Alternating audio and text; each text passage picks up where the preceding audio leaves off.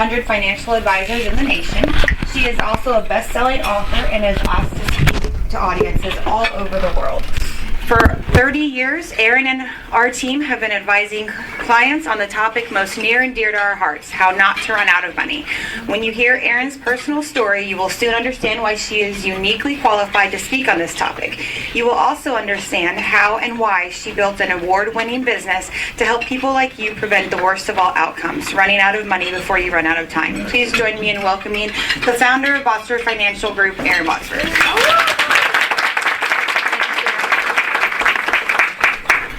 So, thank you, Sarah, very much. And yes, that topic of the big retirement risk, running out of money before you run out of time, is very near and dear to my heart. In fact, I'll point out here for when we're done, if you want to turn one of these into Sarah or JP from my firm, we'll be happy to give you a free download of that book. It was a bestseller, #1 on Amazon several times the year it came out, so it's great.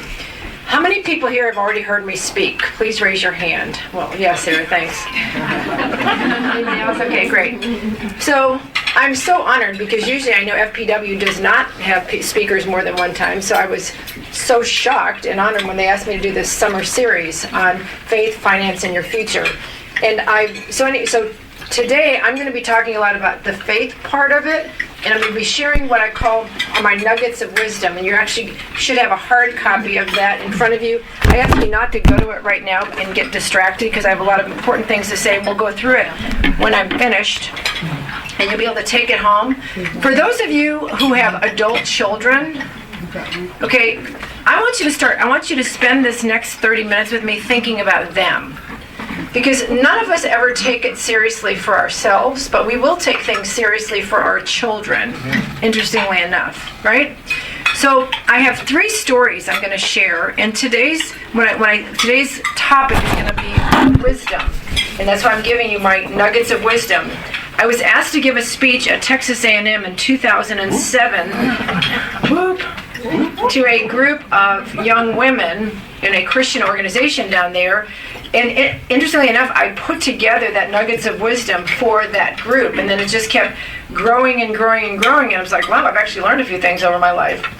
So I'm going to share as much as I possibly can with you in the next 30 minutes. I'm going to tell 2 stories of my own, and then one story that will probably have you crying by the time you leave. So get your Kleenex out.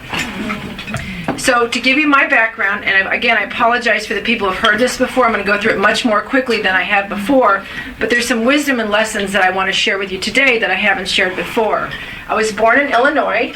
My father was a PhD at the University of Chicago. He was a PhD in psychology. When I was 11, he moved my family out to Vista, California. He was going to open a clinic for early childhood education out there. So my mother and 6 kids, we all moved out to California. And 6 months after we arrived, my father died of a massive heart attack in front of all of us on Valentine's morning, and left my mother with 6 kids and a $10,000 life insurance policy. So we went from a middle-class family to complete poverty overnight. And back then, there was 1970, food stamps didn't even exist back then. And so not only did I lose my father that day, I also lost my mother, because my mother had to go back to work, and it was something that she had never done. She was from the generation where the mother stayed home and raised those 6 kids, right? So we all had to go to work. Every single one of us had to go to work. I babysat. I was one of the lucky ones. I made $1 an hour, and my friends were only making 25 cents an hour. But at the end of the day, we literally put our money on the table so Mother could keep a roof over our head and food on the table. So I didn't know any different. That's kind of the interesting thing. When you're raised in poverty, you kind of don't know any different, and you don't look up because you're looking down and trying to just help Mother make ends meet. When I was 16, I was fortunate. I got my first real job at McDonald's. Anybody here has ever worked at McDonald's? It's a great first job, isn't it? 16 hours. It's amazing, right? Well, one day, on November 29, 1974, I was on my way to my work at McDonald's. I was involved in a car accident. I hit a guy on a motorcycle, and he was killed. I know. I was charged with involuntary manslaughter by the state of California, and when you're charged with a crime, you actually have to defend yourself. So my mother and I met with this man. He was called an attorney, And it was the first man I'd ever seen in a business suit. My father was a teacher. He didn't wear business suits. And the man said to my mother, "Well, Mrs. McGowan, this is purely a matter of economics. If your daughter will just plead guilty to these charges, I'll be happy to enter the plea, and she'll get whatever sentence the state of California hands down. But if you want to defend your daughter, it's going to cost you a lot of money." Well, money was not a resource that we had. So my mother picked up her purse, shook the man's hand, and said, "Okay, she'll plead guilty." And if you can imagine, I always tell people it was the only time I ever had an out-of-body experience. Literally, my mind, I don't know what happened, but I was up here and I was watching this thing play out. And my mother just told this man, "I'm going to plead guilty to killing another human being." And I was pleading with her and begging her and crying. It was hysterical. And I said, "Mother, please don't make me plead guilty. I'm a good girl. I'm a 4.0 student. I was on my way to work." And imagine being my mother. And she looked at me with the saddest eyes and said, "Honey, I'm so sorry. We have no money, and therefore we have no choice." Wow. And guess what, ladies and gentlemen? That was the day that I learned money buys you choices, and don't you ever forget that, and don't you ever discount that. And the idea that, as Christian women, well, we don't want to be concerned about money. Oh, yes, you do, because you never know when you're going to land in a situation like that, or you're going to know somebody that you could help. Well, the good news is we went home, and my older brothers and sisters, they were talking about me as if I wasn't even there. And they're like, Mom, we can't make her plead guilty. She's going to be screwed up for the rest of her life." Okay, so I am a little bit. So my older brother Tim, the wisdom of the family, was 22 years old. So my brother Tim said, "Mom, the one thing my mom had done with the $10,000, she had taken $2,000 and she bought a home in Vista, California. It had appreciated in value. So we took out a second mortgage to pay for my defense, and I was found not guilty." Thank you, Jesus. Well, it turns out, there were no witnesses. That was the problem. There was no witnesses to the accident. But measuring skid marks and paying the money, he was 18 years old that morning. He was going 47 miles an hour in a 25-mile-an-hour zone. I was going 17. He hit me. I didn't hit him. But regardless, I was the one alive, and he was the one dead. And my mother, unfortunately, did a lot of really, really bad things. Like, she made me go not to one, not to two, but 3 memorial services for this guy. And I sat in the back pew, and everybody turned around and said, "There she is." Oh, wow. Right? Bad news. After the criminal trial was over, 3 weeks later, the family of the young man sued my mother and me for a ridiculous amount of money. And again, my mother didn't always handle things well, and she and I have had to come to terms. She died in 2010, and I've really come to terms with her since she died, truthfully. But she looked at me and said, "Well, because of you, we may have to pitch a tent on the high school football field." Because when they sued us for all this money, she thought we were going to lose the only asset she had, which was her family home. So what kind of wisdom can be learned from that situation? Ladies and gentlemen, you better have a lot of umbrella liability. If you have children driving automobiles in your name, you better have a lot of umbrella liability insurance on your cars. And you better have your houses insured to the max. It's not as important here in Texas because housing is protected. The value of your house is protected. But you can insure your way and make sure you don't discount that. Okay? That's wisdom. But people forget, and then, they have an accident and they're like, "Oh my gosh, I didn't have umbrella liability." All your assets are exposed. You don't want to do that. And you need to tell your sons and your daughters this too. People that are raising families and they're trying to build their net worth and their wealth. People need to know that. The first thing, and JP's going to talk next month, and he's going to talk about the 22 risks that could ruin your day. And I want you to pay attention to what he has to say. It's written in my book. And it's super important because before you can create wealth and help other people, you need to make sure you maintain what you have. You've got to protect what you have because we live in a very litigious society. So the good news is there was this young man, his name was Bob Botsford, notice the last name. He took a liking to me. In fact, the way he noticed me was my picture was on the front page of the paper after the car accident. It was after the car accident. How do you like that? That's the way to attract a boy. Kill somebody. It's terrible. But he said to his parents, "Oh my gosh, that girl's in my algebra class." And so that's how he noticed me. Now, he didn't know that I'd been stalking him before that or anything like that. And I still think to this day, we'll celebrate 40 years of marriage in August, and I still think he's the most handsome human being, other than these two guys here. So anyway, Bob and I started dating, and the best thing that happened to me, he was an Air Force pilot, and we got married at age 21, and off we went. Now, I want to back up and say one little thing, because people always like this part of the story. I tell people that by the time I was 22, I had saved $22,000. People go, wow, that's pretty good considering all you went through. Well, the truth of the matter is Bob Botsford asked me to marry him. So and my mother, of course, didn't have any money to pay for a wedding. So I did what every self-respecting bride would do. And I went on the Wheel of Fortune, and I won.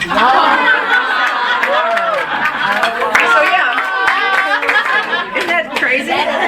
Crazy. So, well, my friend, we're going to get married. I want to have a wedding like every other girl. So my friend Marie said, hey, we're in California. She said, Wheel of Fortune is doing tryouts for Brides Week. So I tried out, I got on, and I solved the final puzzle, and the puzzle I solved was down in the dumps. So it all worked out for good. Bob and I left, we got married, we left, and I think moving 17 times in the first 14 years we were married, truthfully, ladies and gentlemen, it actually saved my life. Because I got to reinvent myself everywhere we went, and I never told this story. Never. I wanted, because my learning from my household was you don't share that kind of dirty laundry. You just put it under a rug and you just hope that doesn't ever come up again, right? So 30 years later, we have some Air Force friends we're meeting with in September. Many of them have never heard what I just told you. And I never really told that story until we ended up living in Germany, came back to the United States, and in 1989 I got in this business. And I want to share one other story, but the point being is, when I got in the business in 1989 in Panama City, Florida, I wanted clients that came in or prospect, I wanted to see my diamond ring and my nice car, and I thought that was important to them.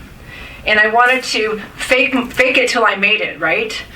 So one day a couple came in, and he had just retired from Alcatel Network Systems here locally, and they were supposed to be going off and having the retirement of their dreams, but they were very, very upset and concerned. They had 4 children, and their oldest son had hit somebody on a motorcycle, and he was killed. Oh my God. And he was driving their car, and they had no umbrella liability insurance, and they were so, worried about their finances. And I can't tell you, as they said this, I just started shaking. Inside I was like, no, we're not going there. And so I told them my story. Oh. And these people leapt across the table to hug me because you know what? I knew exactly what they were going through and exactly what they felt like. And so now today I train financial advisors all over the country, all over the world, literally. And I'm like, you know what? Nobody cares about your diamond rings and your stuff. They just care that you care. Exactly. Right? And that you'll be real with them. And so that has served me really, really well. So now a lot of people know my story. And I don't do it for any other reason except to let them know, you know what, everybody in this room has suffered some kind of pain. You don't get through this life without it. Right? And so to the degree that you can share in each other's pain and just listen is to the degree that you will bond with people and share life with them. The next story I want to tell you is my tithing story. Believe it or not, when Bob and I got to Germany, we were baby Christians, and we also had a 2-year-old. And this kid was like this whirling dervish. My 2-year-old is now 35, lives in Wiley, and works for Raytheon.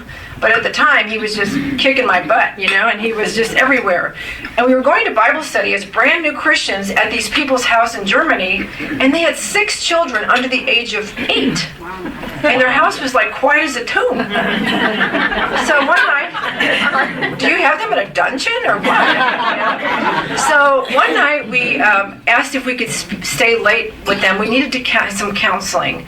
And we needed counseling on our finances, and we needed counseling on discipline of this whirling dervish child. So after everybody left, we sat there and we said, let's talk about the kids. So they taught us how to spank. Boom, that solved it. One fell swoop, 2 spankings later, we had no problems. Okay? But then the finance part, we just said, Bob's, I'm staying at home. We live in Germany. They don't allow me to work on the economy. And so, but there's always more month than money. And back then, ladies, for those that are my age, remember we could kite checks? Like you could write the check, send it off, especially you live in Germany, it's going to take a week to get to the U.S. And by the time they cash it on at that end, Bob will have been paid again, right? My whole life was about kiting checks, because I was married to a captain in the Air Force and we just had no money. So here these people start talking, and they'd been a captain in the Air Force too with 6 kids, and we're like, clearly you're doing something right that we're not doing. So they sit down, the first thing they said is, well, do you tithe? And I said, no, and I've never heard that word before in my life. I was raised Catholic. Catholics, I never heard that. And so they break out the Bible and they show us Malachi 3:10, and everybody's familiar with that. And I think it's a fascinating concept. So on the way home, I say, so what'd you think about that or whatever? And Bob's like, I thought it was amazing, and I want to start tithing. And I said, are you out of your mind? We just went there and we told him we have no money. Like, how could we possibly do that? He said, well, Malachi says, and God said, and now test me on this, right? Right. And he says, I want to try this for the next 6 months. And I said, no, absolutely not. We are not doing this. And I fought him on it. And he goes, 6 months. And I go, okay, fine. Well, he was working. I wasn't. It was his money, kind of, And back then, remember the girls, that's how we felt. It's your money. Huh. Boy, have I gotten back at him. Anyway, so I said, well, fine. I was like very reluctant. Fine, you're going to drive us into bankruptcy. So about that same time, one thing that I had done in all those moves, I had been able to get a job in the title insurance business. Everywhere I went, because I was closing loans and real estate, and I was a secretary. I was able, though, to get jobs. And so we're living in Germany, and this friend of mine, Donna, came up to me and said, Erin, I see you all the time, and you're always at the Officers Club. On the back of a napkin, you're showing these GIs, these guys, how to go back to the States and buy a house with no money down. Because remember, you could do that back then. Anyway, and she said, you really ought to teach a class on that. And I'm like, oh my gosh, like who would want to learn from that? She goes, no, really, there's this group called Morale, Welfare, and Recreation on base, and why don't you teach a class? And so I thought, well, that'll give me something to do. So I go into this MWR, and I said, well, I'd like to teach a class on real estate. And she goes, okay, great. I'm thinking she's going to put me somewhere between cake decorating and, and dog obedience classes, So she says, well, how much do you want to charge for it? And I said, oh, no, I don't want to charge. I'm just a stay-at-home housewife. She said, well, honey, let me tell you something. She said, if you don't charge for it, nobody will come. Yep. People value what they pay for. Yep. Isn't that interesting? So I put together this class. So she goes, how much do you want to charge? I said, well, how about $25 for an 8-hour course, ladies, all day? She goes, okay, great. We'll take 5 for the advertising. You get 20. When do you want to start? So we started our first class January 29th, 1988, I think it was, or 87. So in the meantime, I'm getting ready. I gave me some purpose. I'm doing, remember these overhead projector slides? Transparencies. I know there's certain people in this room that have never seen one of those. Some of us did, and I had my typewriter, and I was so excited, something to do. In the meantime, Bob Botsford comes home, and he says, hey, hon, I've been asked to take a jet. He flew F-15s, big, fighter pilot. He was great looking. And he's like, they want us to fly back to the States, and we can bring our wives, and then we're going to bring jets back, and they'll bring you all home. And he said, would you like to go? He said, I know you miss the mall, and you miss Mexican food and stuff like that. And I looked at him, and I'm like, yeah, I miss the mall. But if I went with you, well, how much money would I have to spend? You're giving all our money away with this stupid tithe. And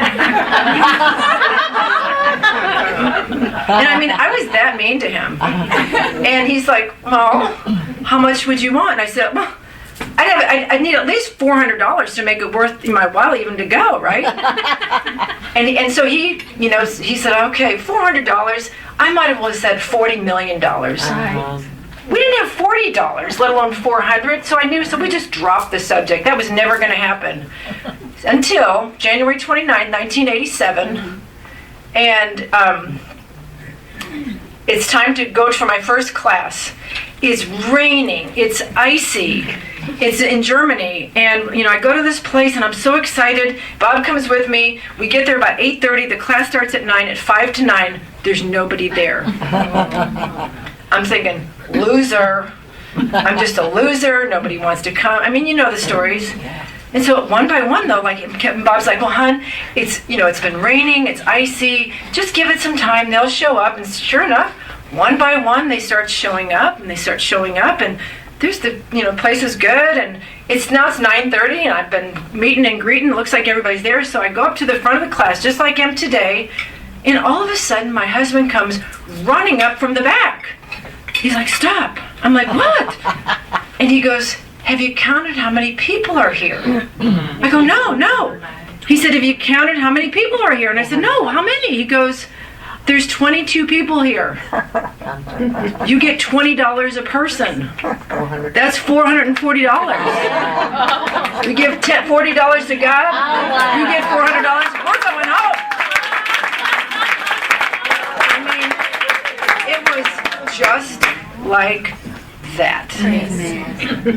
And never since that day have I ever not tithed or given to the Lord, because what I learned from that lesson and learned subsequently many times over is that God does not need my money, but He wants my heart. And the best way to find out where your heart is to look at your checkbook, and that tells you everything you need to know.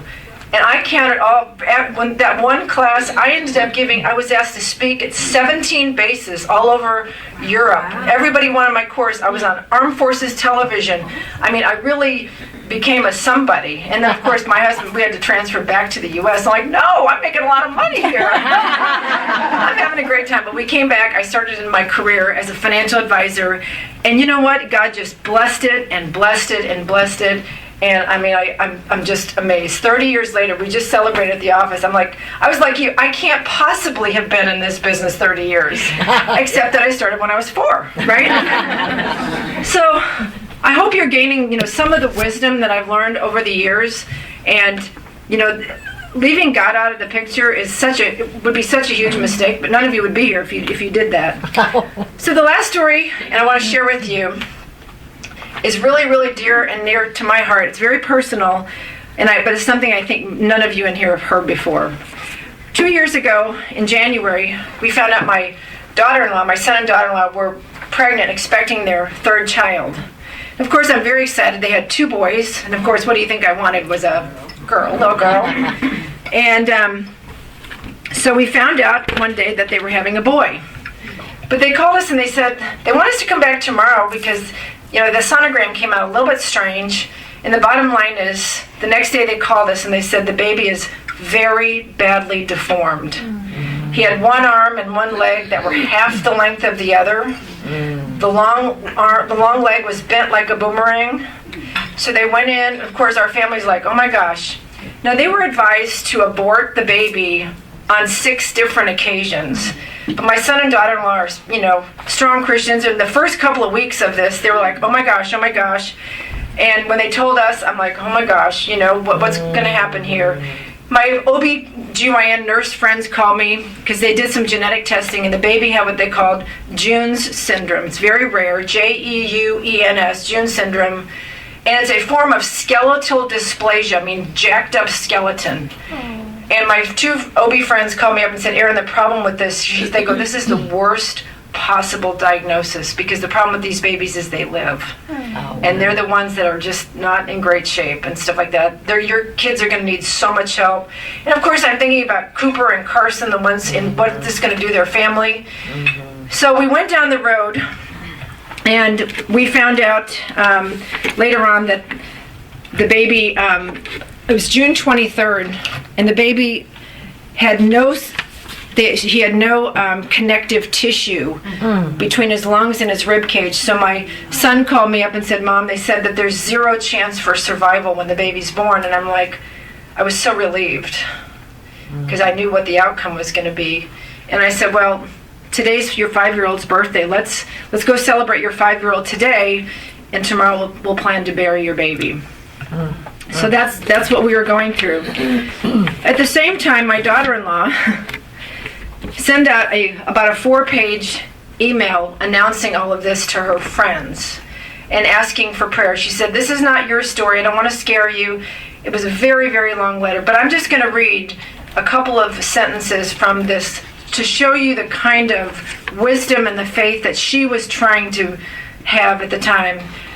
She talks about, there's a saying in the Bible, this is what she's saying to her friends, about Peter walking out on the water. And as Kevin and I head into the last few weeks of this pregnancy, I feel a lot like Peter. Jesus called him out to walk on the water, and as long as his eyes were on Jesus, he was capable. But as soon as his eyes looked down at the tumultuous waves, which were his circumstances, he failed at this endeavor.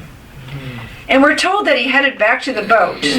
It doesn't really say how he got there, but I guess we can assume he either walked back, swam back, or most likely scenario is that Jesus led him back.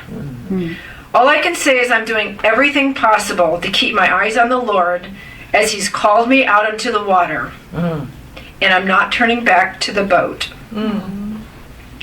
Shortly after this letter, one of her friends, who has 2 very badly deformed children, contacted Kristen to offer her support in the form of a very specific devotional. And so Kristen copied me on the letter back to Megan. She said, you know, I've thought about this same concept in the form of dessert. Probably because I'm pregnant and always thinking about chocolate. I look at other people's lives and they seem like whipped cream, so light and fluffy and carefree. And there's a sting in me that sometimes wishes I was back in that whipped cream life. But our lives are now like a deep, dark chocolate dessert. Well, it's very heavy. It's also so very rich. And I think I'll take the richness over fluff, despite the sorrow. So that was in early July. Kristen was at my house on August 11th, our anniversary, and the hospital would not let her, you know, you have to, once you decide to have a baby, you have to go 38 weeks. You can't, otherwise they call it an abortion. And so it was 38 weeks, and she was so miserable, as you can imagine. It's August in Texas, and she's carrying a baby she knows is going to die. And so I said, it's time, Kristen. She goes, no, I don't want to pick the date that my baby's going to die. So I said, okay, I'm going to pick it. I would call the doctors and be induced next Wednesday. I had a meeting on Tuesday. So anyway, so she called the doctor, and she was going to be induced the next Wednesday. August 12th at 4:30 in the morning, we got a call that she was in labor. She went in, thank God, she went into labor by herself. And at 1 o'clock that afternoon, that baby was born perfectly fine. 100%, both arms, both legs. I mean, her mom and I we were in the waiting room. When my son said she's pushing, we were crying our eyes out. And then we get a text with a little picture of him, and my son goes, she's going to feed him and then y'all can come back. And we're like, what? Because there was a whole plan around, well, if he lives like 15 minutes, I want it to just be Kevin and me. And then if he lives longer than that, I want our parents to be able to come back. The doctors were like, we finally went back, and the doctor came and I go, doctor, we're all confused. She goes, you're confused? She said, I went to pull him out. There was 4 neonatal doctors there. She goes, I went to pull him out. And she goes, I looked at him and said, this is not the same baby I saw in all those scans. So God healed my daughter-in-law. So in closing, isn't that amazing? Talk about wisdom. Hey, God still heals, ladies. Yes, He does. And you should see what my daughter-in-law feels about abortion. Don't get her started. So last year, or just recently for Mother's Day, I wrote her a letter. And here's what I said. I'm just going to read a portion. I said, Kristen, while you've always been a great mom to Cooper and Carson, the fact that you chose against tremendous odds to carry baby Christian, by the way, his name's Christian, imagine that, is the greatest form of self-sacrifice I have personally ever witnessed. Truthfully, I'm still in wonder as how you held it together, but you did. And I know you'll look back when you're my age and you'll realize last year was your single greatest year for spiritual growth. And you'll realize those times of achieving spiritual growth always come with a cost. Yeah. I wish the formula for spiritual growth was different. Like you could achieve spiritual growth while donning party dresses, drinking champagne. But it doesn't work out that way. It's always through pain and suffering that God allows us a glimpse of eternity, a glimpse of what matters, of what's important. I imagine it's because it's only during those painful times that God can get our attention long enough to impart the wisdom He wants us to have. Otherwise, we're about our own business and not God's business. So I want to end on the fact that, ladies, as we talk about wisdom in our finances, wisdom in any part of our life, if we take time for God, and you were talking about God spoke to you a vision for what you're doing, that really does happen. God still is, and He still actually does care about our day-to-day lives. Thank you very much for having me here, and you'll look forward to having JP. By the way, I do want to go through one really quick thing. If you guys will open this booklet, I encourage you. You can get more booklets like this from Sarah, but turn to the very back. And it's number 7. It's My Rules About Money, and I'm just going to go through it like in a nanosecond. Number 1, obviously, this is to give your kids. Don't spend more money than you make. Period. That's a really hard one. Don't get caught in the credit card trap. Once you get married, try your best to live on one of your paychecks. Save the other person's paycheck. When you get your first job, begin saving a minimum of 10%. If you can't bank the second person's paycheck, then save as much as you possibly can. And then the number 1 is about tithing. So I also put, this is how Bob and I, we used to set aside, a certain bank account for our tithing. And so these nuggets of wisdom, as I said, for some of you, you've already got this down, but I think it'll be really handy for a son or daughter. Thank you very much. Wow.